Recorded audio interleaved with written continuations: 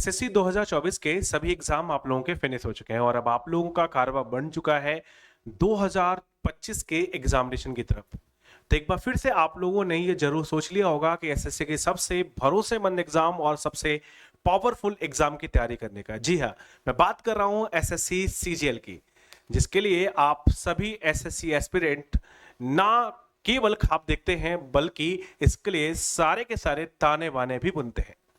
तो आज मैं आपको इस वीडियो के माध्यम से बताने वाला हूं कि आपके पास जो बचा हुआ समय है उसको आप अपनी प्रिपरेशन के लिए कैसे यूज कर सकते हैं। एसएससी सीजीएल 2025 से रिलेटेड एक कंप्लीट इंफॉर्मेशन इस वीडियो के अंदर आपको मिलेगी। तो सबसे पहले मेरे भाई इस वीडियो को आप लास्ट तक देखना ताकि हर एक पॉइंट आपको पता लग जाए, और अगर आपको लगे कि कोई पॉइंट आपके भाई से छूट गया है तो उसको वीडियो के कमेंट में कमेंट करके जरूर पूछ लेना। तो चलिए इस वीडियो को शुरू करते हैं। मेरा नाम शिवम द्विवेदी है और आप मुझे अभिनय मैथ्स पर देख रहे हैं। तो चलिए वीडियो को शुरू करते हैं। सबसे पहले अगर हम लोग बात करें तो इस जैसा कि मैंने आपको बताया कि 150 डेज की स्ट्रेटजी मैं आपके साथ इसमें शेयर कर रहा हूं। स्ट्रेटजी पे हम लोग आगे बढ़े उससे पहले मैं आपको एक बार एसएससी कैलेंडर 2025 के बारे में बता देता हूं। ये कैलेंडर से आपको पता लग जाएगा कि कब हमारे पास एसएससी सीजीएल का नोटिफिकेशन हमको देखने को मिलेगा। ठीक है, यहाँ पे सभी एग्जाम्स के बारे में आपको डिस्क्रिप्शंस मिल जाएंगे। ठीक है, और जब आप देखोगे तो यहाँ पर ये कॉलम आपको नजर आएगा जहां पे लिखा है एसएससी सीजीएल 2025 एग्जामिनेशन। इसके नोटिफिकेशन की जो टेंटेटिव डेट है वो 22 अप्रैल है। बताया गया है कि 22 अप्रैल से 21 मई के बीच इसके फॉर्म भरे जाएंगे और जून जुलाई में इसका एग्जाम होने की संभावना है। ठीक है, हम इसको मान के चलते हैं कि जून में इसका एग्जाम होना है। और जनरली जब ये जून जुलाई लिखते हैं तो पहले तो ये होता था कि इसका मतलब जून के लास्ट वीक में स्टार्ट होंगे, अब ये जून के फर्स्ट वीक में भी स्टार्ट हो जाएंगे। यानी कि आप देखेंगे तो आपके पास यहां से लगभग जो समय बचता है वो लगभग आपके पास 150 दिन का समय है। ठीक है, और इस समय को आपको कैसे यूटिलाइज करना है, कैसे आप इसमें बेस्ट अपना आउटपुट निकाल सकते हैं, कैसे आप अपने आप को प्रिपेयर कर सकते हैं, और वो कौन कौन से टूल्स है जिनका यूज कर सकते हैं, वो कौन कौन सी परेशानियां हैं जो आपको इस दौरान आ सकती हैं, हर एक चीज पर हम लोग चर्चा करने वाले हैं। क्विकली मेरे भाई सबसे पहले हम बात करते हैं कि एसएससी सीजीएल है क्या। अगर हमारे कोई ऐसे एस्पिरेंट है जो पहली बार अभी अभी ग्रेजुएट हुए हैं और उनको बताया गया है कि एसएससी सीजीएल का एग्जाम दे दो, उनको नहीं पता है, तो मैं आपको बता देता हूं कि देखें जितने भी हमारी मिनिस्ट्रीज हैं, यानी सीधा सीधा अगर मैं एक शब्द में करूं तो सेंट्रल गवर्नमेंट के अंदर जितने भी ग्रुप बी और ग्रुप सी की पोस्ट हैं वो सभी की सभी जिस एग्जाम के थ्रू भरी जाती हैं, फिल करी जाती हैं, उस एग्जाम का नाम है एसएससी सीजीएल, यानी कि कंबाइंड ग्रेजुएट लेवल एग्जाम। ठीक है, और ये हमारे पास गवर्नमेंट ऑफ इंडिया में यहां पर आपको डायरेक्ट काम करने का मौका मिलता है मेरे भाई। इस एग्जाम के थ्रू आपको डायरेक्ट गवर्नमेंट ऑफ इंडिया यानी कि भारत सरकार के साथ काम करने का मौका मिलेगा। और ये जो आपका सारी की सारी पोस्टिंग होगी, सारी की सारी नेशनल लेवल पे पोस्टिंग होती है, और इसके अंदर जो जो आपको पोस्ट मिलेगी सारी की सारी एक से बढ़कर एक है ना, कोई किसी से कम नहीं है, फिर भी अपनी अपनी चॉइस होती है। मैं आपको सभी पोस्ट के बारे में भी बता देता हूं कि कौन कौन सी पोस्ट है। सबसे पहले मेरे भाई ग्रुप बी की सभी पोस्ट हम आपके साथ यहां पे साझा कर लेते हैं।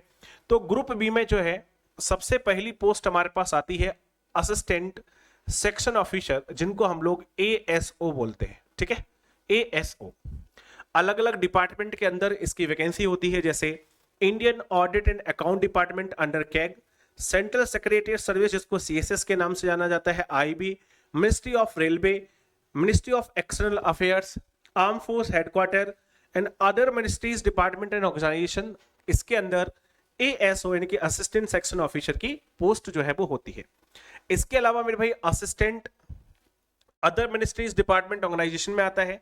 इंस्पेक्टर है जिसमें सेंट्रल एक्साइज है, इंस्पेक्टर जिसमें प्रिवेंटिव ऑफिसर है, इंस्पेक्टर जिसमें एग्जामिनर है। तो ये बड़ी शानदार जॉब है, चाहे वो एक्साइज के अंदर हो, चाहे प्रिवेंटिव ऑफिसर हो, चाहे एग्जामिनर हो, चाहे सेंट्रल एक्साइज में जैसे आपका जीएसटी आ गया है ना, जीएसटी का इंस्पेक्टर, आपका जीएनसी इंस्पेक्टर हो। तो ये बहुत लोगों का मतलब ड्रीम होता है जीएसटी इंस्पेक्टर बनना, इनकम टैक्स इंस्पेक्टर बनना, है ना, जीएसटी इंस्पेक्टर बनना, इनकम टैक्स इंस्पेक्टर बनना, कस्टम इंस्पेक्टर बनना, प्रिवेंटिव ऑफिसर में जाना, एग्जामिनर में जाना, बहुत लोगों का सपना होता है। ठीक है, इसके अलावा इसके अंदर जो पोस्ट मिलती है वो असिस्टेंट एनफोर्समेंट ऑफिसर जिसको एईओ कहते हैं या ईएफओ किसके अंदर होती है मेरे भाई?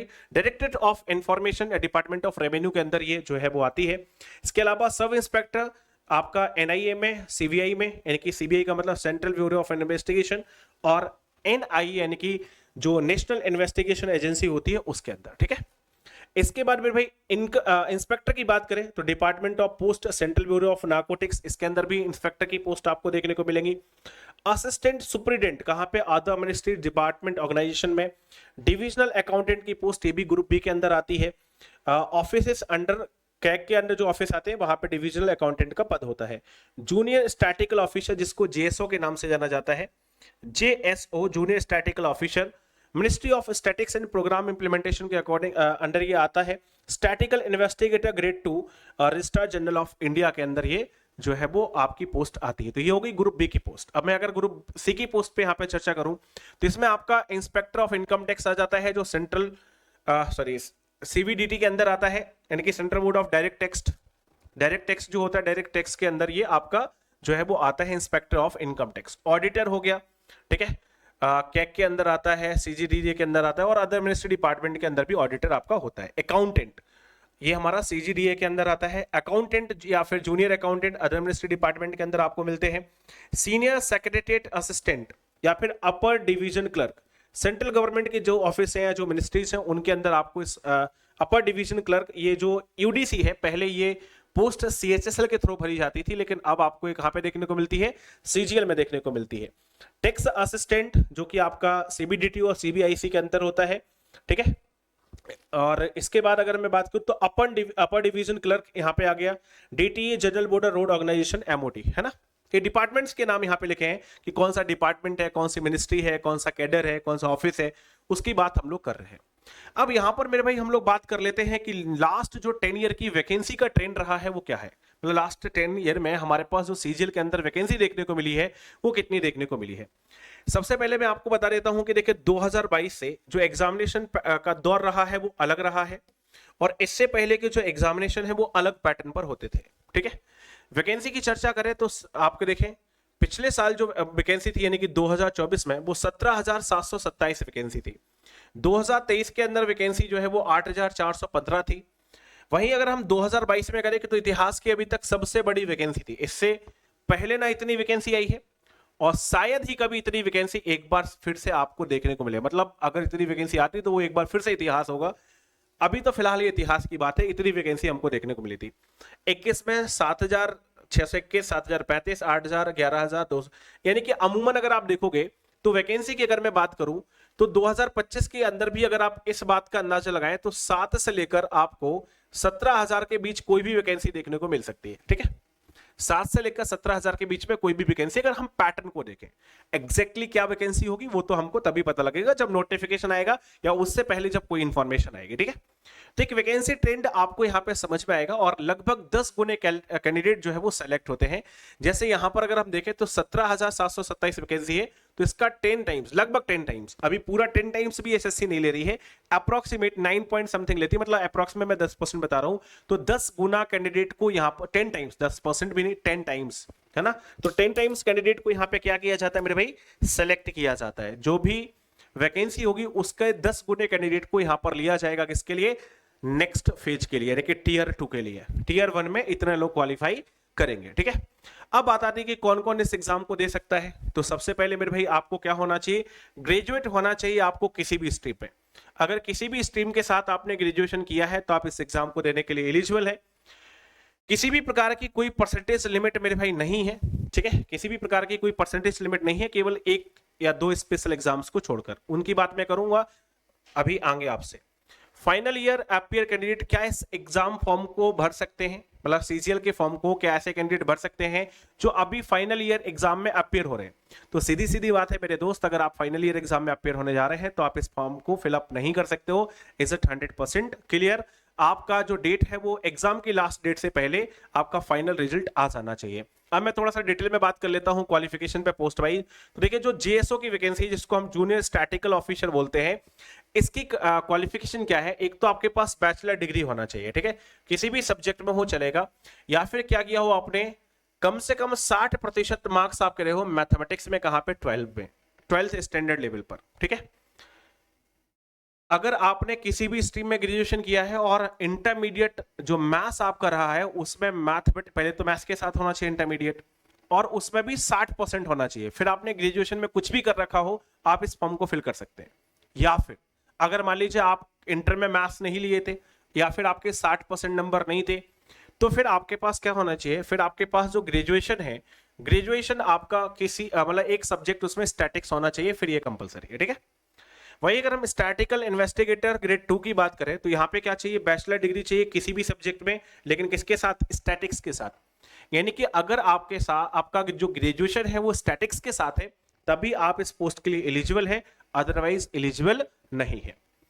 इसके अलावा अगर मैं research assistant in national human rights commission यानी कि NHRC में बात करूं तो यहां पर आपकी नॉर्मल बैचलर डिग्री होना चाहिए, लेकिन इसके लिए एक्सपीरियंस भी मांगते हैं, कम से कम 1 साल का एक्सपीरियंस किसी भी ऐसे रिकॉग्नाइज्ड यूनिवर्सिटी या रिकॉग्नाइज्ड रिसर्च इंस्टीट्यूशन के अंदर आपका एक्सपीरियंस होना चाहिए। अगर हम अदर पोस्ट की बात करें तो बस आपके लिए नॉर्मल क्या चाहिए, बैचलर डिग्री चाहिए। मतलब इन पोस्ट को अगर छोड़ दे बेटा, हम इनको छोड़ दें तो इसके अलावा जितनी भी पोस्ट है उनके लिए बस नॉर्मली आपने चाहे बीए किया हो, बीकॉम किया हो, बीबीए किया हो, बीसीए किया हो, बीटेक किया हो, आपने बीएससी किया हो, चाहे वो बायो से हो चाहे आपका मैथ्स से हो, किसी से भी हो चलेगा, आपको नॉर्मली ग्रेजुएट होना चाहिए। You can fill up the form. अब बात आती है एज लिमिट की, है ना, कि एज लिमिट हमारे पास यहाँ पे क्या चाहिए है, तो आप देख सकते हैं यहाँ पे किस किस के लिए कौन सी पोस्ट के लिए कौन कौन सी एज चाहिए। 18 से 27 के बीच की, मतलब मिनिमम 18, मिनिमम तो सबके लिए सेम होगी, मैक्सिमम ये जनरल कैंडिडेट के लिए है। तो 18 से 27 के बीच उम्र होना चाहिए अगर auditor, accountant, junior accountant, senior secretariat, upper division clerk, tax assistant और सब इंस्पेक्टर के लिए आप अप्लाई कर रहे हैं।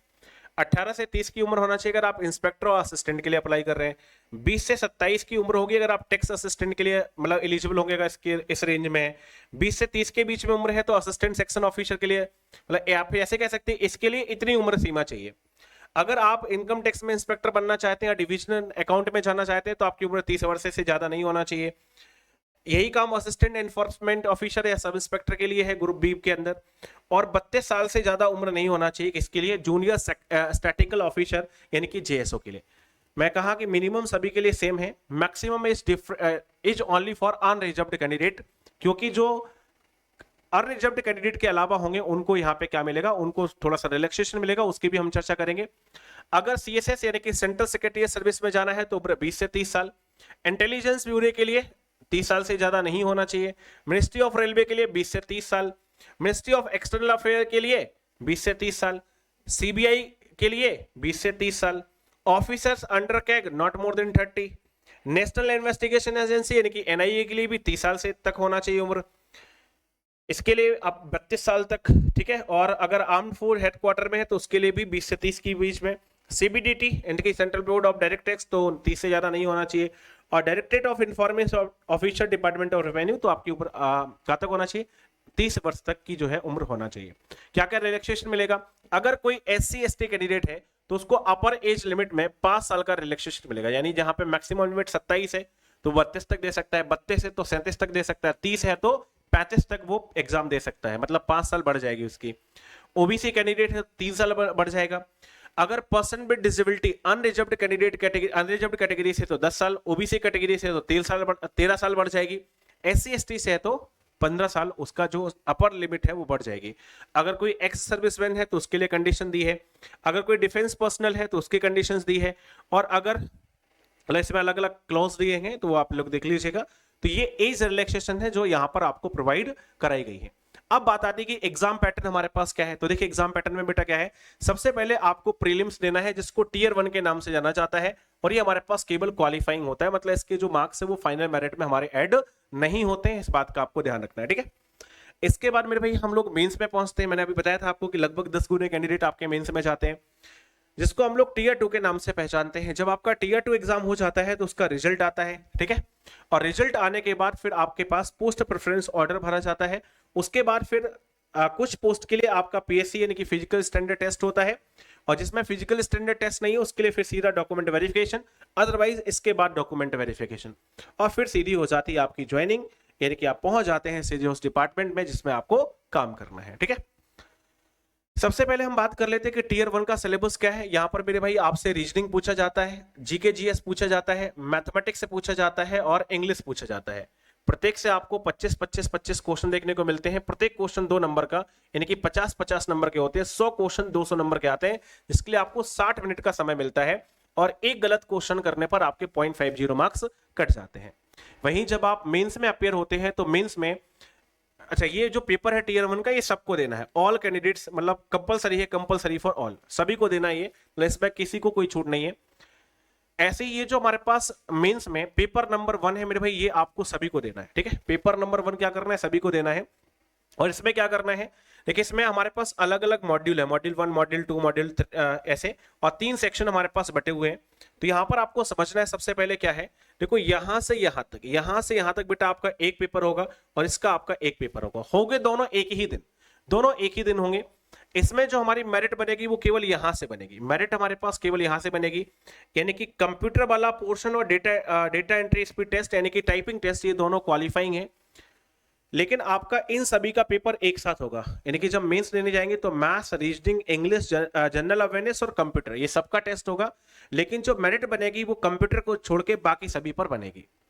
सबसे पहले आपके पास क्या होगा, जब आपके पास पेपर ऑन होगा तो वहां पे पहले 1 घंटे के अंदर आपको 30 क्वेश्चन मैथ्स के और 30 क्वेश्चन रीजनिंग के सॉल्व करने होंगे।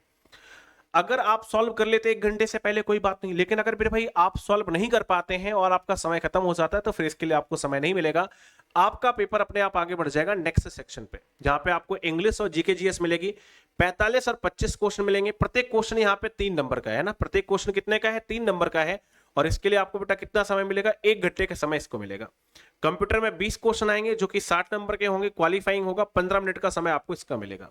तो 2 घंटे 15 मिनट है। जब आपका 2 घंटे 15 मिनट का एग्जाम हो जाएगा, 2 घंटे 15 मिनट का जब एग्जाम हो जाएगा तो उसी सिस्टम पे या किसी और सिस्टम पे आपको दोबारा लॉगिन करने को मिलेगा। वो डिपेंड करता है कि वहां की व्यवस्था क्या है, ठीक है।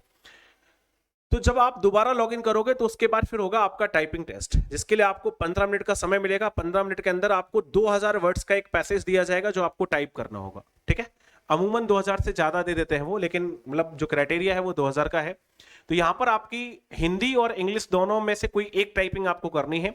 अगर आप मेरे भाई इंग्लिश टाइपिंग कर रहे हैं तो आपकी स्पीड 35 वर्ड पर मिनट की होना चाहिए, और अगर आप हिंदी टाइपिंग कर रहे हैं तो आपकी स्पीड जो है वो 30 वर्ड पर मिनट होना चाहिए। ये ऑफिशियल है। अगर आप चाहते हैं कि आपका एग्जाम क्वालिफाई हो जाए तो इंग्लिश की आपको 50 स्पीड निकलनी चाहिए और हिंदी की 40 प्लस निकलना चाहिए, तभी आप एग्जाम को क्वालिफाई कर पाएंगे। तो उसी तरीके की प्रैक्टिस आप करके रखना। और यहां पर मेरे भाई 1 नंबर की नेगेटिव मार्किंग होगी, है ना, 1 नंबर की नेगेटिव मार्किंग होगी। यानी कि अगर आप, चूंकि 3 नंबर का क्वेश्चन है, अगर आप एक क्वेश्चन गलत करते हो तो आपका 1 नंबर क्या हो जाएगा, कट जाएगा। ये जो पेपर नंबर 2 है ये केवल मेरे भाई उन कैंडिडेट के लिए होगा जो जेएसओ के लिए अप्लाई कर रहे हैं, ठीक है, या फिर स्टैटिकल इन्वेस्टिगेटर के लिए अप्लाई कर रहे हैं, ठीक है। उनके लिए पेपर होने वाला है स्टैटिक्स का। और यहां पर आपके पास 100 क्वेश्चन मिलेंगे, 200 नंबर के, 2 घंटे का समय मिलेगा। यानी कि एक क्वेश्चन कितने नंबर का होगा, 2 नंबर का। और नेगेटिव मार्किंग यहाँ पे कितने की होगी, 0.50 की। यानी कि अगर आप एक क्वेश्चन गलत करते हो तो आपका आधा नंबर कट जाएगा, ठीक है। आधा नंबर क्या हो जाएगा बेटा, कट जाएगा। ये होगी पेपर 2 की बात। अब एक क्वेश्चन जो बच्चों की तरफ से आता है कि सर अगर हमको सिलेक्शन लेना है तो सिलेक्शन के लिए हमारा सेफ स्कोर जो है वो क्या हो सकता है।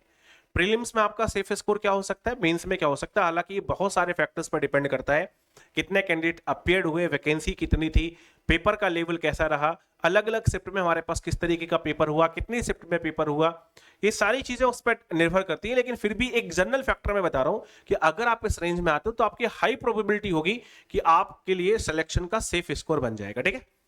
तो प्रीलिम्स में हमारा जो सेफ स्कोर है वो कितना है, 150 प्लस। अगर आपके 150 प्लस रॉ मार्क्स आते हैं, मैं रॉ मार्क्स की बात कर रहा हूं, है ना, अगर आप 150 से ऊपर टारगेट करके चलते हो अपने रॉ मार्क्स को तो आराम से आप क्वालिफाई कर सकते हो। और मॉक टेस्ट में आपको टारगेट लेके चलना है कितना, 170 प्लस, कि आपका जो नंबर है वो 170 प्लस मॉक्स में आना चाहिए, तो आप सेफ स्कोर एग्जाम में इतना अटेम्प्ट कर सकते हो। वहीं मेंस के लिए अगर मैं सेफ स्कोर की बात करूं तो आपको प्रीलिम्स में, मतलब मेंस में आपको जो है वो 330 प्लस लेके आना है। और अगर आप जब मॉक लगा रहे होंगे तो आपको टारगेट करना है कि आपका स्कोर 350 प्लस बनना चाहिए, ठीक है, 350 प्लस बनना चाहिए, ये ध्यान रखना है आपको। ये आपके सेफ स्कोर है प्री और मेंस के लिए, ठीक है।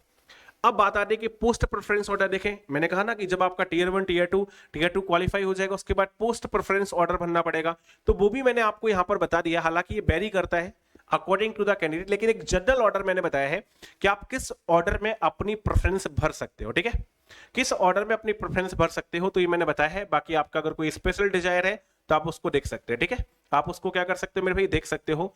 तो सबसे पहले आपका असिस्टेंट सेक्शन ऑफिसर आ जाता है, क्या हो जाता है मेरे भाई, सबसे पहले असिस्टेंट सेक्शन ऑफिसर यानी कि एएसओ, फिर इंस्पेक्टर ऑफ इनकम टैक्स, फिर सेंट्रल एक्साइज, फिर preventive officer central excise, assistant enforcement officer, assistant in MEA यानी कि मिनिस्ट्री ऑफ एक्सटर्नल अफेयर्स। तो आप देख लीजिएगा इसको, इस पूरी लिस्ट को देख लेना है आपको, ठीक है। ये मैंने आपको पूरा का पूरा सीरियल यहाँ पे बना के रखा है कि कैसे कैसे आप अपने पोस्ट प्रेफरेंस ऑर्डर को जो है वो भर सकते हैं, ठीक है। उसके बाद फिर हमारा ये नंबर आ जाता है, ये आ जाता है, ये आ जाता है। हालांकि इनमें से बहुत सारी चीजें हमारे खुद की चॉइस पर डिपेंड करती हैं, तो अगर आपको कोई भी अपनी खुद की चॉइस यहाँ पे बदलनी है तो आप उसको क्या कर सकते हो, बदल सकते हो, ठीक है। अब यहां पर हम लोग बात कर रहे हैं इस वाले पार्ट की, देखें ये तो मैंने आपको बता दिया कि पोस्ट प्रेफरेंस ऑर्डर क्या रहेगा आपका सारा का सारा। अब इस पेज पे मैं आपको क्या बताने वाला हूं वो समझना। देखें मैंने अभी कहा कि कुछ पोस्ट ऐसी है जिनके लिए फिजिकल होता है, कुछ पोस्ट ऐसी हैं जिनके लिए क्या होता है, फिजिकल। तो ये सारी हमारी वो पोस्ट है जिनके लिए आपको क्या करना है, पीएसटी देना है। ये वो सारी पोस्ट है जिनके लिए आपको पीएसटी यानी कि फिजिकल स्टैंडर्ड टेस्ट देना है। वो कौन कौन सी पोस्ट है, अगर आप इंस्पेक्टर सेंट्रल एक्साइज के लिए आप अप्लाई कर रहे हैं, एग्जामिनर के लिए अप्लाई कर रहे हैं, प्रिवेंटिव ऑफिसर के लिए अप्लाई कर रहे हैं, इंस्पेक्टर के लिए, सब इंस्पेक्टर के लिए, मिनिस्ट्री ऑफ फाइनेंस में सब इंस्पेक्टर या फिर junior intelligence officer in NCB यानी कि नार्कोटिक्स ब्यूरो और ministry of home affairs, sub inspector in CBI और सब इंस्पेक्टर इन एनआईए। तो इन सभी के लिए, इन सभी पोस्ट के लिए आपका क्या होता है, फिजिकल स्टैंडर्ड टेस्ट। अब उसमें क्या होता है भाई, आइए समझ लेते हैं। सबसे पहले हम बात कर रहे हैं कि इंस्पेक्टर की जो पोस्ट है सेंट्रल एक्साइज एग्जामिनर और प्रिवेंटिव ऑफिसर, इसके लिए inspector sub inspector in central bureau of narcotics यानी कि सीबीएन, इसमें इसके लिए हमारे पास क्या है, देखो फिजिकल स्टैंडर्ड में एक तो हाइट है 157.5 सेंटीमीटर की हाइट होना चाहिए। और ये बात कर रहे हैं हम किसके लिए, मेल कैंडिडेट के लिए, ठीक है। पहले मेल कैंडिडेट के लिए बताऊंगा फिर अगर आप एक मेल कैंडिडेट हैं तो आपकी हाइट होना चाहिए 157.5। इसके अलावा आपकी चेस्ट होना चाहिए 81 सेंटीमीटर विद फुला के, मतलब नॉर्मल कितनी होना चाहिए, नॉर्मल होना चाहिए 76 सेंटीमीटर, 5 सेंटीमीटर का फुलाव आवश्यक है, 5 सेंटीमीटर का, तो ये हो जाना चाहिए आपकी 81 सेंटीमीटर, ठीक है। यहां पर कहा जा रहा है कि अगर आप गढ़वालीज हैं, असमीज हैं, गोरखाज हैं या मेंबर ऑफ शेड्यूल्ड ट्राइब्स हैं तो आपको 5 सेंटीमीटर का हाइट में रिलैक्सेशन यहां पे दिया गया है, ठीक है। फिर मेरे भाई फिजिकल टेस्ट में क्या होगा, 1600 मीटर की वॉकिंग होगी जो कि 15 मिनट में कंप्लीट करनी होगी, और 8 किलोमीटर की साइकिलिंग होगी जो कि 30 मिनट में उनको साइकिल क्या करनी पड़ेगी, चलानी पड़ेगी, ठीक है। यहां पे कहा जा रहा है कि cycling is not applicable for the post of sub inspector in central bureau of narcotics, ठीक है। अब आते हैं फीमेल कैंडिडेट पे। फीमेल कैंडिडेट का क्या क्राइटेरिया है, तो इन्होंने कहा कि फिजिकल स्टैंडर्ड में हाइट सबसे पहले आती है, तो 152 सेंटीमीटर है और उनका वजन होना चाहिए 48 किलोग्राम, ठीक है। 48 किलोग्राम से कम वजन नहीं होना चाहिए, और 2.5 सेंटीमीटर का रिलैक्सेशन दिया गया है उन बच्चों के लिए, मतलब उन महिलाओं के लिए जो इस जगह से बिलोंग करती है। फिर इनके फिजिकल टेस्ट में क्या होगा, 1 किलोमीटर इनको जाना है 20 मिनट में, और 3 किलोमीटर की साइकिलिंग करनी है कितने में, 25 मिनट में, ठीक है। ये इन पोस्ट के लिए आपके फिजिकल स्टैंडर्ड हो गए। अब मेरे भाई physical standard for the post of sub inspector in CBI, अगर सीबीआई में कोई सब इंस्पेक्टर बनना चाहते हैं तो उसके लिए क्या है, तो यहां पर मैन की हाइट होना चाहिए बेटा 165 और वुमेन की होना चाहिए 150, ठीक है। और height relaxable for hillsmen and tribes 5 centimetre की, जिनके बारे में अभी मैंने पिछले में बताया था, ठीक है। चेस्ट में 76 centimetre with expansion, there shall be no such requirement in case of female candidate. अगर फीमेल है तो उनके लिए कोई रिक्वायरमेंट नहीं है। यहाँ पे देखो हाइट साफ साफ बताइए, मैन के लिए 150 और वुमेन के लिए, सॉरी मैन के लिए 165 और वुमेन के लिए 150।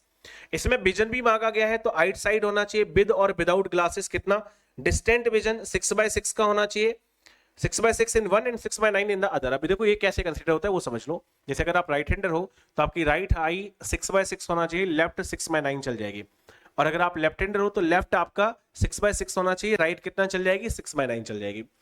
और नियर विजन में 0.6 in one I and 0.8 in other I, ये हमको बताया गया है। तो ये क्राइटेरिया आपको फुल करना पड़ेगा, और साफ साफ कहा है कि विद और विदाउट ग्लासेस, मतलब ग्लासेस के साथ या विदाउट ग्लासेस, ठीक है, चल जाएगा। अगर नेशनल इन्वेस्टिगेशन एजेंसी यानी कि एनआईए के लिए हम बात करें तो वहां पे क्या है, वहां पे क्राइटेरिया है कि अगर हाइट चाहिए, आप पुरुष अभ्यर्थी हैं तो 170 की हाइट, और महिलाओं के लिए जो हाइट चाहिए वो 150 की, और 5 सेंटीमीटर का रिलैक्सेशन है हिल्समैन के लिए। Chest 76 only for male candidate, ठीक है। विजन यहाँ पर भी आपके पास सेम वही चाहिए जो आपका पिछले में चाहिए था, इसको आप देख सकते हो। तो ये हो गया हमारे पास फिजिकल स्टैंडर्ड। अगर आप फिजिकल स्टैंडर्ड की बात करें, sub inspector, junior intelligence officer, narcotics control bureau, ministry of home affairs, तो इसके लिए क्या चाहिए, देखिए मिनिस्ट्री भी लिखी है कौन सा, तो 165 152 मेल कैंडिडेट 165 और वुमेन कितना 152। चेस्ट आपका 76 अनएक्सपेंडेड है, 5 सेंटीमीटर का एक्सपेंशन चाहिए है। फीमेल के लिए ऐसा कोई नहीं है और डिस्टेंस विजन हमारे पास सेम वही है जो अभी पिछली 2 पोस्ट में था, ठीक है। चलो, तो ये तो होगी पूरी एसएससी की कहानी। अब बात आती है कि ये तो पूरी नॉलेज मिल गई भाई, सबसे पहले किसी भी चीज को स्टार्ट कर रहे हैं तो उसकी पूरी की पूरी जानकारी हमारे पास होनी चाहिए। अब बात आती है कि हमें अपनी जो प्रिपरेशन करनी है उसको हमको कैसे करना है, तो जरा उन पर नजर डालिए। देखिए जो एसएससी सीजीएल की प्रिपरेशन है वो आपकी 3 भाग में बटेगी, जिसमें आपका पार्ट 1 फर्स्ट 2 मंथ को रिप्रेजेंट करेगा, पहले 2 महीने, ठीक है। फिर आपके पास अगले 2 महीने और फिर आपके पास यहां पर लास्ट 1 मंथ, ठीक है। तो इसमें आपको किस तरीके से चीजों को करना है वो समझिएगा। यहां पर आपका फोकस क्या रहेगा, पहले 2 मंथ में पूरा का पूरा फोकस रहेगा आपका कंसेप्ट क्लासेस पर, ठीक है। कंसेप्ट बिल्डिंग पर आपको फोकस रहेगा, मतलब इसमें आपको क्या करना है, अपनी कंसेप्ट बिल्डिंग करनी है, जितना कैलकुलेशन पे काम करना है, कैलकुलेशन पे काम करना है यहाँ पे आपको, ठीक है। कैलकुलेशन पे काम करना है, यहाँ पे आपको अपनी रीडिंग पे काम करना है, रीडिंग कैपेसिटी पर, ताकि आप इस तरीके से रीड कर पाओ कि वन टाइम में सारा डेटा आपके माइंड में क्या होने लगे, कैद होने लगे। तो यहां पर आप अपने कंसेप्ट बिल्डिंग पर काम करेंगे। यहां पर मेरे भाई आपका जो वर्क होगा वो कैलकुलेशन बिल्डिंग पे होगा, मतलब कैलकुलेशन पे काम करेंगे यहाँ पे आप, कैलकुलेशन, ठीक है। और रीडिंग कैपेसिटी पे यहाँ पे अपना काम करेंगे। और साथ ही साथ यहाँ पर आपको क्या करना है, यहाँ पर आपको वीकली रिवीजन पे भी फोकस करना है, वीकली रिवीजन करना है आपको। और साथ ही साथ यहाँ पे क्या करना है बच्चा, आपको वीकली एक मॉक लगाना है, ठीक है, पर वीक, ठीक है। ये आपका पहले 2 महीने का टारगेट रहेगा। इसके बाद मेरे भाई जब अगले 2 महीने पर आप जाओगे तो यहाँ पे क्या करोगे, यहाँ पर चूंकि आपका ये वाला पार्ट और ये वाला पार्ट स्ट्रांग हो चुका होगा तो इस पे आपको फोकस नहीं करना पड़ेगा। तो यहाँ पर भी आपको क्या करना है, सीबी का मतलब कंसेप्ट बिल्डिंग, ठीक है। इसके बाद आपके पास यहाँ पर रिवीजन, ठीक है, आपका रिवीजन जो कि आपका सैटरडे और संडे में रहेगा पूरा वीक का, सैटरडे संडे पूरा रिवीजन करना है। और साथ ही साथ यहाँ पर आपके 2 मॉक हो जाएंगे, ठीक है, पर वीक, पर वीक यहाँ पे 2 मॉक हो जाएंगे विद एनालिसिस। वहां पर भी बेटा एनालिसिस के साथ ही करना है, ठीक है। जो मॉक आपके रहेंगे वो विद एनालिसिस रहेंगे। फिर यहां पर आप जब आओगे तो लगभग आपका सिलेबस 80% तो सिलेबस कंप्लीट हो गया होगा, यानी कि आपका कंसेप्ट बिल्डिंग पर काम थोड़ा सा कम हो गया होगा। तो यहां पर आप क्या करेंगे, आप करेंगे फोकस उन टॉपिक्स पे जहां पर आपको बार बार एरर हो रही हो, है ना। यहां पर आपका काम होगा कि आपके जो वीक एरियाज हैं उन पर फोकस करना है, वीक एरिया पे फोकस करना है, ठीक है। कोशिश करनी है कि यहां पर आप पर डे एक मॉक लगा लें, पर डे नहीं तो अल्टरनेट डे पे एक मॉक लगाएं, अल्टरनेट डे आपको 1 मॉक क्या करना है, लगाना है, अल्टरनेट डे 1 मॉक लगाना है, ठीक है। और साथ ही साथ आपको क्या करना है, आपको अगर कहीं पर रिक्वायरमेंट है ना, आपको कहीं रिक्वायरमेंट है, जैसे मान लीजिए आपको वीक एरिया पे काम किया तो अल्टरनेट डे मॉक तो आप लगा ही रहे हैं। अगर आपको लगता है कि चैप्टर वाइज, अगर आपको चैप्टर वाइज मॉक लगाने हैं तो वो भी आप यहां पर लगा सकते हैं, ठीक है। चैप्टर वाइज मॉक भी आप यहां पे क्या कर सकते हैं, लगा सकते हैं। तो ये आपका पूरा 1 बाय 1 प्लान है कि पहले 2 महीने में आपको क्या करना है, अगले 2 महीने में किस पे चीजों पे फोकस करना है, और अगले 3 मतलब अगले जो 2 महीने रहेंगे वो आप अगला 1 महीने जो रहेगा वो कैसा रहेगा। तो पार्ट 1, पार्ट 2, पार्ट 3 यानी कि 3 भागों में आपकी प्रिपरेशन को मैंने यहाँ पे बांट दिया है। अब हम लोग कैसे प्रिपरेशन को स्टार्ट करेंगे, है ना। सबसे पहले बात आती है कि प्रिपरेशन को कैसे स्टार्ट करेंगे। तो एक तो मैंने बताया कि आपके माइंड में एकदम थॉट आ गया कि हम इस तरीके से लेके चलना है। सबसे पहला आपका काम क्या होगा बेटा, सबसे पहला आपका फोकस रहेगा सिलेबस कंप्लीट पे। बहुत सारे बच्चे ऐसे होते हैं कि जो सोचते हैं कि आधा अधूरा सिलेबस वो कर लेंगे तो उनका काम बन जाएगा। और मेरे भाई आधे अधूरे सिलेबस के साथ अगर आप एग्जाम में बैठने जाओगे तो आप यकीन मानिएगा कि आपका एग्जाम क्वालिफाई नहीं होगा। एग्जाम क्वालिफाई बेटा तभी होगा जब आप पूरा का पूरा अपना सिलेबस कंप्लीट कर लोगे, क्योंकि आपको नहीं पता एग्जामिनर कहां से पूछने वाला है। तो पहला टारगेट आपका सिलेबस कंप्लीशन। उसके बाद आपको क्या करना है, देखिए बहुत सारे बच्चे होते हैं यहां भी पढ़ रहे हैं वहां भी पढ़ रहे हैं, 25 तरीके की क्लासेस ले रहे, नहीं। सबसे पहले यू हैव टू डिसाइड कि who can be your mentor. कौन आपका मेंटर हो सकता है, उस पर फोकस करना है। तो डिसाइड योर मेंटर, मतलब फिक्स करना है। अपने टीचर्स, देखो मेंटर मतलब जो आपको सभी जगह पे गाइड करे, और टीचर मतलब कि पर्टिकुलर सब्जेक्ट की बात हो रही है। कौन सी आपको बुक्स का यूज करना है, कौन सा आपको कोर्स लेना है, कौन से आपको मॉक टेस्ट के प्लेटफॉर्म को यूज करना है बिगिनिंग में, और किससे हमको इस सारी चीजों को, मतलब जो भी चीज हम प्लानिंग कर रहे हैं उसको कैसे हम लोग को कंसिस्टेंटली उस पर काम करना है। तो आपके टीचर्स कौन होंगे, आपके मेंटर्स कौन होंगे, कौन सा मॉक लगाना है, कौन सी बुक की नीड आपको पड़ेगी, ठीक है, किस प्लेटफॉर्म का मॉक टेस्ट आपके लिए बेस्ट रहेगा, ईच एंड एवरीथिंग आपको प्लान करके रखना है। There should be no doubt, right. इसके बाद अगला काम क्या होगा, हमको ये समझना होगा कि एसएससी के जो एग्जामिनेशन है उसमें पीवाईक्यू का इंपॉर्टेंस क्या है, ठीक है। तो इसके लिए मैं बता देता हूं कि जब आप मॉक स्टार्ट करोगे, है ना, तो मॉक जो स्टार्ट करोगे तो आप क्या करोगे, इनिशियल में पीवाईक्यू मॉक से स्टार्ट करोगे, पीवाईक्यू मॉक लगाओगे। इनिशियल में आपको क्या करना है, पीवाईक्यू मॉक लगाना है। और कहां से स्टार्ट करना है, सबसे पहले आप 2024 के मॉक लगाओगे, फिर 23 के, फिर 22 के, इस तरीके से बैक चले जाओगे, ठीक है। तो पीवाईक्यू का इंपॉर्टेंस समझना है। मॉक्स लगाते हैं बहुत सारे लोग, है ना, लेकिन रेगुलर नहीं लगाते। दूसरा, एनालिसिस नहीं करते। अगर आपने मॉक का एनालिसिस नहीं किया तो आपका मॉक लगाना शून्य हो गया। अगर 50% वेटेज मॉक लगाने का है तो 50% वेटेज आपका मॉक का एनालिसिस करने का है। एनालिसिस आपका आईना है जो आपको बताएगा कि कहां कहां कमी रहेगी, कहां कहां आपको ब्रशअप करने की जरूरत है, कहां कहां आपको और तैयारी तेज करने की जरूरत है, कहां आपने जितनी तैयारी करी है उतने में ही आपका काम चल जाएगा, ठीक है। और how many for a day या वीक, यानी कि जो आप मॉक्स लगाने हैं वो कितने लगाने, इसके बारे में मैंने लगभग ये वाला पॉइंट तो मैंने आपको क्लियर कर दिया कि आपको पहले 2 महीने में क्या करना है, फिर अगले 2 महीने में क्या करना है, फिर नेक्स्ट 1 मंथ में क्या करना है, ठीक है। अच्छा, एक चीज ध्यान रखिएगा, मॉक आपको लगाना ही है, ये मत सोचिएगा कि जब हमारा सिलेबस कंप्लीट होगा उसके बाद मॉक लगाएंगे। जो भी बच्चे इस चीज का इंतजार करते हैं, ना तो वो मॉक लगा पाते, ना एग्जाम के लिए रह जाते हैं, बस फॉर्म भर के रह जाते हैं और फिर उनका एग्जाम क्वालिफाई नहीं हो पाता है, ठीक है। कुछ कॉमन क्वेश्चन जो आप लोगों के मन में आते हैं वो भी मैंने लिए हैं। आप लोगों के बच्चों की तरफ से क्वेश्चन मतलब लगातार आते हैं, तो कुछ कॉमन क्वेश्चन जो आप लोगों के दिमाग की उपज है उनकी बात हम करते हैं। पहला, how much time in total student have to study to crack CGL. मतलब बच्चे कहते हैं कि सर कितना समय वो पढ़ाई करें, है ना, या कितना समय होना चाहिए उनके पास कि वो एसएससी सीजीएल का एग्जाम क्रैक कर ले। पहला, कितने घंटे पढ़ाई करें, दूसरा कितना समय लगेगा क्रैक करने में। तो मैं आपको बताता हूं कि अगर आप 6 महीने की अच्छे से तैयारी कर लेते हैं, 6 मंथ की आप अच्छे से तैयारी कर लेते हैं, जो स्ट्रेटजी आपको बताई है, so this is sufficient to prepare whole the syllabus and do the practice. अब ये 6 साल, सॉरी मैं कह रहा हूं 6 साल, मैं बात करूं 6 महीने की, ये 6 महीने को कई सारे लोग इसको 6 साल तक भी खींच ले जाते हैं। तो अगर आप डेडिकेटेडली काम नहीं करोगे तो ये 6 महीने आपके वैसे ही बढ़ते रहेंगे। कई सारे लोग ऐसे हैं, मेरे जानने में ऐसे कई सारे लोग हैं जो 8-8 साल से तैयारी कर रहे हैं, उनका भी सिलेबस पूरा नहीं हुआ, ठीक है। और ऐसे कई सारे लोग हैं जिनका 6 महीने में सिलेक्शन हो गया, ठीक है।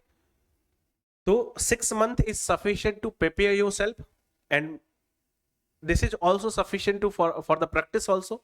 बट हाँ, एक प्रॉपर स्ट्रेटजी के साथ अगर आप काम करते हैं। दूसरा क्वेश्चन, अगर सर हम एसएससी एग्जाम की तैयारी कर रहे हैं तो क्या सर दूसरा एग्जाम भी दे सकते हैं या फिर दूसरे एग्जाम के लिए प्रिपेयर कर सकते हैं। देखो, सबसे पहले समझो कि जब आप एसएससी की तैयारी करते हैं तो आप एसएससी की एग्जाम की तैयारी तो करते ही हैं, आप सभी रेलवे एग्जाम्स की तैयारी आपके अपने आप हो जाती है, सभी स्टेट एग्जाम्स की तैयारी लगभग आपकी अपने आप हो जाती है, ठीक है। तो एसएससी एक ऐसा एग्जाम है जो आपको अदर एग्जाम भी तैयार कराता है, ठीक है। तो आप अगर एसएससी एग्जाम की तैयारी कर रहे हैं तो जो अदर एग्जाम्स हैं आप बिल्कुल इनको दे सकते हैं, कोई इशू नहीं, ठीक है। लेकिन ध्यान रखना, फिर से मैं एक बात बता रहा हूं कि क्या होता है, जैसे रेलवे का एग्जाम आया तो बच्चे रेलवे के लिए पढ़ने लग गए, स्टेट का कोई एग्जाम आ गया तो उसके लिए पढ़ने लग गए, एसएससी का एग्जाम आ गया तो एसएससी के लिए पढ़ने लग गए। ऐसा नहीं करना है। अगर आपका एसएससी का एग्जाम है, आप केवल और केवल एसएससी के लिए पढ़िए। अगर आप रेलवे का एग्जाम देना चाहे तो आप रेलवे का एक्स्ट्रा मॉक लगा सकते हो, कोई दिक्कत नहीं, सिलेबस वही है, केवल एक्स्ट्रा मॉक लगा लीजिए। अगर आपको लग रहा है कि कुछ अलग है तो वो उसको पढ़ लीजिए, ठीक है। जैसे कोई टॉपिक मान लीजिए रीजनिंग में लगे, मैथ्स में लगे, तो उसको पढ़ लेना है, अदरवाइज पूरा सिलेबस सेम है, ठीक है।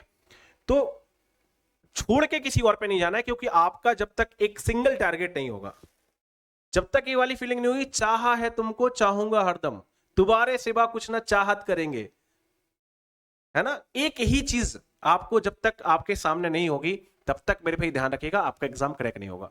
तो अगर आपके मन में कि आपको इनकम टैक्स इंस्पेक्टर बनना है तो फिर बस वही आपके सामने होना चाहिए, उसके लिए आपको क्या करना है वही आपका टारगेट होना चाहिए। और अक्सर बच्चे क्या करते हैं, मिनिमम कट ऑफ को पार करने की कोशिश करते हैं, यही सबसे खराब स्ट्रेटजी होती है।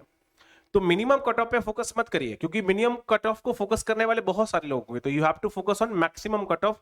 ध्यान रखिएगा कि मैक्सिमम कट ऑफ हमारे पास क्या है। स्टडी मटेरियल की बात अगर हम करें तो आपके लिए आपको क्या करना है, डेली क्विज जो है वो अभिनव मैथ्स ऐप पर अपलोडेड होते हैं, ठीक है, उनका आप यूज कर सकते हो for daily revision. Previous year paper आपको मिल जाएंगे एप्लीकेशन पर, और ये सारे की सारी चीजें क्या है आपकी फ्री हैं, चाहे वो फ्री क्विज हो चाहे प्रीवियस ईयर पेपर हो, ये सारे के सारे फ्री हैं, आपको अभिनव मैथ्स ऐप पर मिल जाते हैं।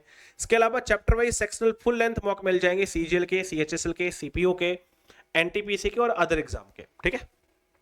साथ ही साथ यहाँ पर टेस्ट पास भी अवेलेबल है आपको, जो अभिनव मैथ्स ऐप पर मिल जाएगा, 3 मंथ का, 6 मंथ का, 12 मंथ का, available in a very less price for a limited time, ठीक है। ये सारी फैसिलिटीज आपको कहां पे मिलेगी मेरे भाई, अभिनव मैथ्स ऐप पर मिलेंगी, ठीक है।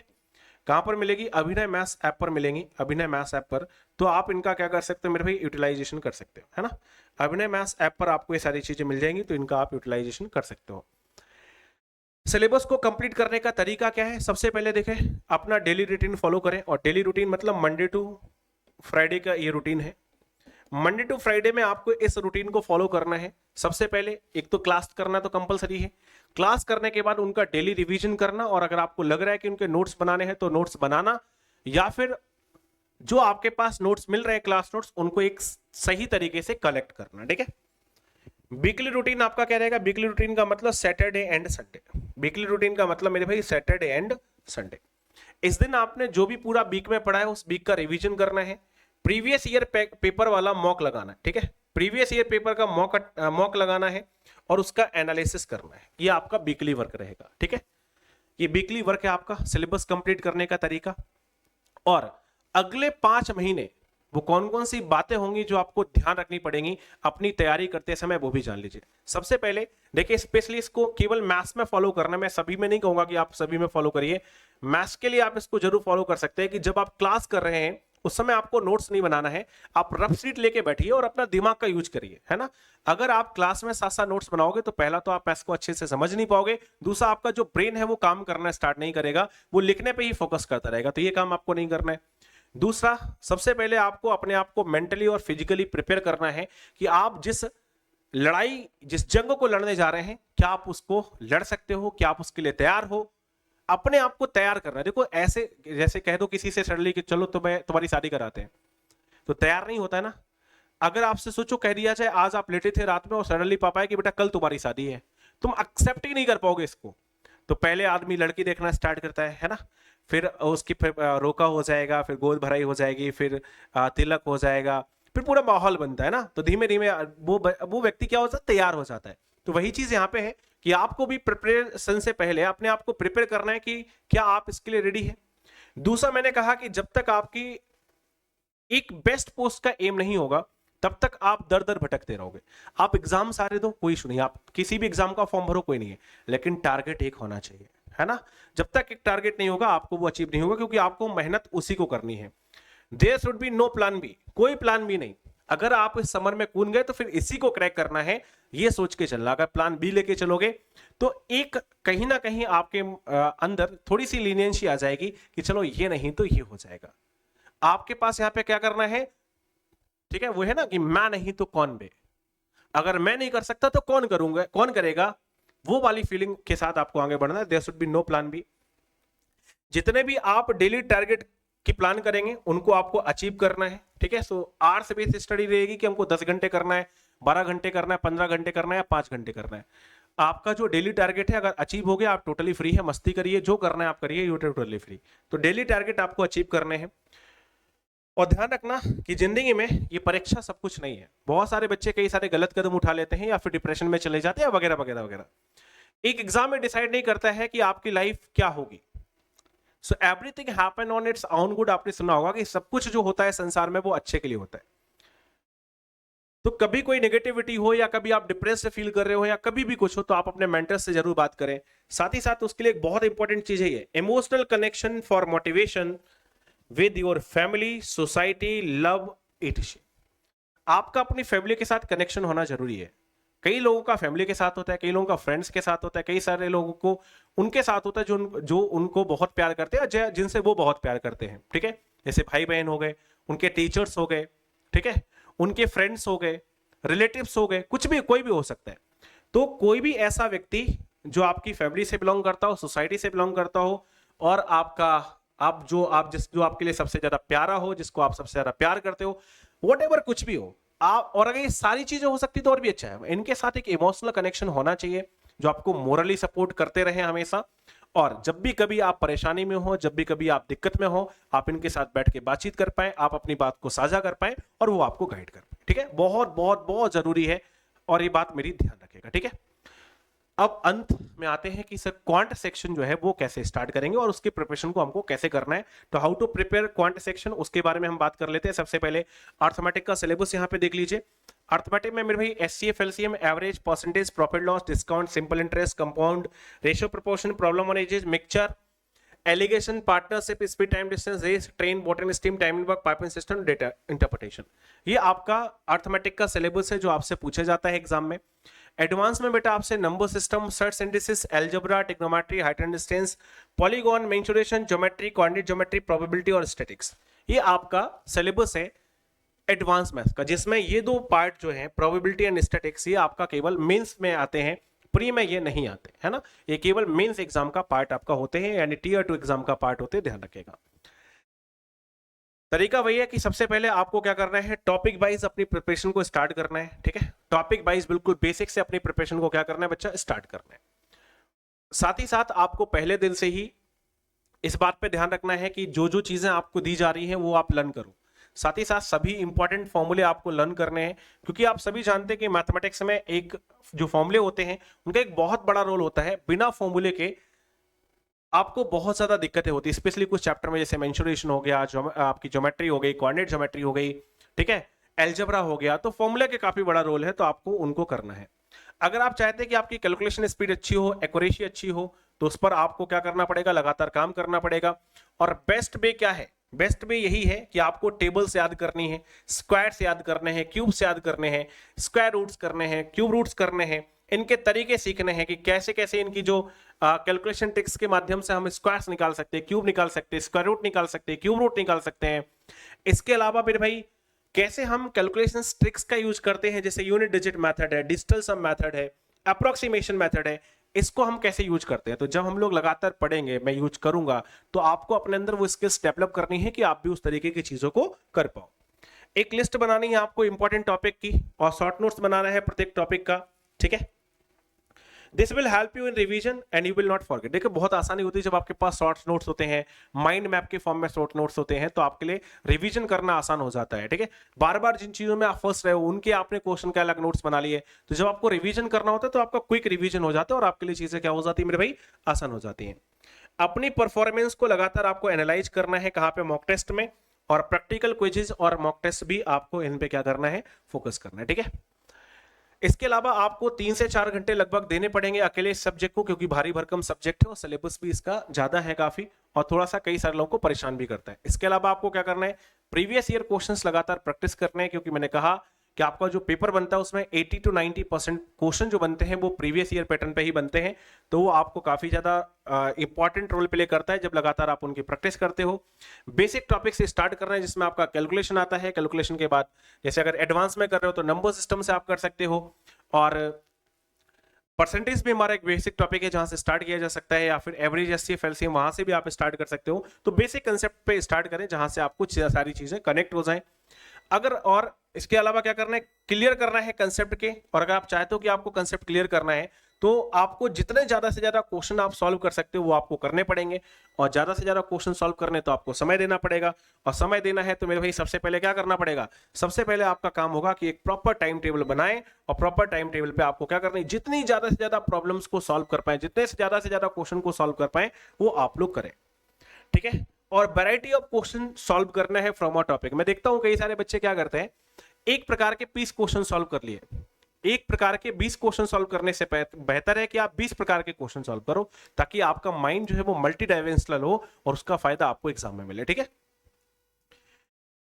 स्टैंडर्ड बुक को फॉलो करिए जो आपके कॉन्सेप्ट को क्लियर कर सकता है और आपके पूरे के पूरे एंटायर सिलेबस को क्या कर सकता है मेरे भाई, फिनिश कर सकता है। ठीक है, मॉक टेस्ट कैसे अटेम्प्ट करना है इसके बारे में लगभग मैं बता चुका हूं। ठीक है, मॉक टेस्ट आप तब दीजिए जब आप सबसे ज्यादा हाईली एनर्जेटिक फील कर रहे हो, उसके लिए मॉर्निंग का समय सबसे बेस्ट होता है। तो सैटरडे संडे में जब आप मॉक लगाएं तो मॉर्निंग के समय का यूटिलाइज करें। ठीक है, फिर मॉक देने के बाद उसका एनालिसिस जरूर करें, क्योंकि अगर एनालिसिस नहीं किया तो मैंने कहा काम खराब हो जाएगा। सेल्फ रिव्यू करें, एक चार्ट बनाए अपनी, मतलब जो आपने मॉक दिया है उसका चार्ट बनाया है, और चार्ट कैसे बनाएंगे उसमें आप देखेंगे कि कितने क्वेश्चन राइट हुए, कितने क्वेश्चन रॉन्ग हुए और कितने आपने स्किप किए। जो राइट हुए ठीक है, जो रॉन्ग है उनका कारण क्या था, और जो आपने स्किप किए हैं उनका कारण क्या था, उनका रीजन क्या था, ये आपको पता करना है। ठीक है, शॉर्ट नोट्स बनाना है, जिन प्रॉब्लम में आप बार बार स्टक कर रहे हो, मतलब जिन क्वेश्चन में आपको बार बार दिक्कत होती है उनका शॉर्ट नोट्स बना लीजिए ताकि रिवीजन करने में आसानी हो। और जितनी ज्यादा आप प्रॉब्लम्स अपनी मतलब जितने ज्यादा क्वेश्चंस को सॉल्व करेंगे उतनी ज्यादा आपकी स्पीड क्या होगी, इंक्रीज होगी। फोकस करें प्रत्येक सेक्शन की टाइम लिमिट पे। ठीक है, जैसे आपको ध्यान रखना है कि मैथ्स में कितना समय देना है, रीजनिंग में कितना देना है, इंग्लिश में कितना देना है, और आपको जीके जीएस में कितना समय देना है। तो आपके पास 1 आवर है तो उसमें 10 मिनट इसके लिए, 10 मिनट इसके लिए, 15 से 18 मिनट मेरे भाई इसके लिए आपका समय बचता है। और अगर हम यहाँ पे देखें तो 22 से 25 मिनट आपके लिए इसके लिए समय बचता है। तो ये आपका टाइम लिमिट है। इस टाइम लिमिट के अंदर आपको क्या करना है, अपने मॉक्स की प्रैक्टिस करनी है पहले से ही। स्मार्टली आपको ये पिक करना है कि किस सेक्शन के साथ स्टार्ट कर रहे हैं। मैं तो आपको यही सजेस्ट करता हूं कि जो सेक्शन सबसे पहले आए आप वहीं से शुरुआत करिए, ताकि आपका एक भी सेकंड जाया ना हो। बस ध्यान रखें कि किसी भी क्वेश्चन को ईगो पे नहीं लेना है, नहीं आ रहा है आगे बढ़ जाइए बस। Never try anything new while attempting the mock, बहुत इंपॉर्टेंट पॉइंट है। देखिए जब क्या होता है कि हमारा इंटरव्यू हो तो हम नया कुछ एक्सप्लेन करने लगते हैं, कोई जैसे घर में अगर भले ही हमको पहाड़ आता हो कोई आके पूछ ले तो शायद हमको थोड़ा सा दबाव आ जाता है। तो वही चीज मॉक में भी होती है। मॉक में कई बार क्या कहते हैं, बहुत कुछ नया ट्राई करने लगते हैं, जिसके बाद जिससे हमारी चीजें गलत होने लगती हैं। तो जो भी ट्राई करना है वो आप पहले ट्राई करिए, मॉक को एग्जाम समझ के दीजिए, और कोई भी नई चीज ट्राई नहीं करनी, जो आपने सीखा है उसी को इंप्लीमेंटेड करना है, बस ये ध्यान रखेगा। और बहुत ज्यादा स्कोर के बारे में मत सोचिए जब आप मॉक को अटेम्प्ट कर रहे हो। आपको बस ये सोचना है कि आज मॉक अटेम्प्ट करूंगा, इसमें बेस्ट से बेस्ट करके आऊंगा। ये सोच के मत जाइएगा कि हमको इतना अटेम्प्ट करके आना है, और इतना नहीं होता है तो प्रेशर क्रिएट होता है, और प्रेशर के चक्कर में बहुत सारी चीजें क्या हो जाती हैं, गलत हो जाती हैं। तो इस चीज का आपको क्या करना है, ध्यान रखना है। अगर आप चाहते हैं कि आपको कंसेप्ट बिल्डअप करना है तो मेरे भाई ये आपको बैच अभिनय मैथ्स ऐप पर मिल जाएगा। और ये मेरा बैच है जिसमें मैं आपको concept wise, level wise, type wise और चैप्टर वाइज आपको पढ़ाता हूँ। बेसिक से लेकर एडवांस तक पूरा कंप्लीट फाउंडेशन बैच है, आपको 799 में मिल जाएगा अभिनय मैथ्स ऐप पर। बाकी सेशन में इतना ही आपको सारी चीजें बतानी थी। बहुत बहुत धन्यवाद आप सभी का। कमेंट करके जरूर बताइएगा कि स्ट्रेटजी आपको कैसी लगी, और कोई पॉइंट आपको पूछना हो तो उसको भी आप कमेंट में बता सकते हैं। जय हिंद, love you all, take care.